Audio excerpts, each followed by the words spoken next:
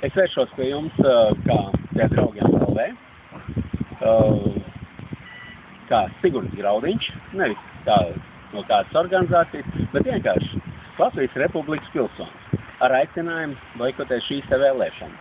Kāpēc tieši šīs vēlēšanas? Paņemsim šo te aspektu, kādā veidā radās šī situācija ar kādas vēlēšanas. Viņa radās ļoti vienkārši. Tad, kad iepriekšējiem prezidentam termiņš gāja uz beigām, un viņš saprata, ka netiks pārvēlēts, tad aizbraucot uz Varšavu un tiekoties ar cionistu pārstāvjiem, tā skaitā arī ar Baraku Obamu un pārējiem, viņš saņēma atbalstu. Tieši, kas viņu motivēja šādai rīcībai. Pamatojums ir pat vairāk nekā vienkārši. Ja mēs spējam prognozēt, kā darbosies mūsu pirmās personas, un konkrēti dienu iepriekš, pirms šī te paziņojuma, gan es, gan Diana Meijera ar lielāku precizitāti pateica. Uz atlēs atbraukt atpakaļ un paziņot par ārkārtas vēlēšanām. Tātad, ko mēs iegūstam?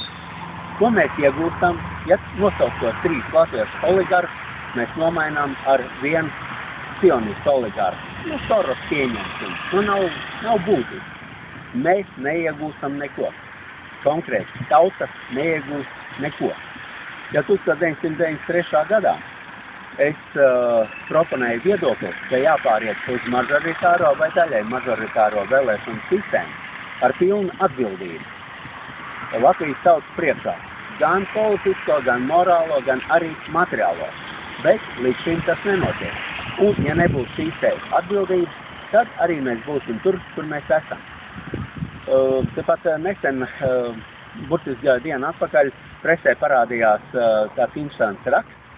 Attiecībā, kā visvairāk parādā, ir tieši Zatleris kaut kam. Un vēl viens tāds diezgan saistošs raksts, ka lūk Raivs Dzintars pēc īsas deputāta karjeras ir uzlabojis savu materiālo stāvokli, izlīdz no parādiem un arī veic kaut kāds zinām uzkrājumu. Tātad, kas Saeima ir, ja ne sila? Paldies!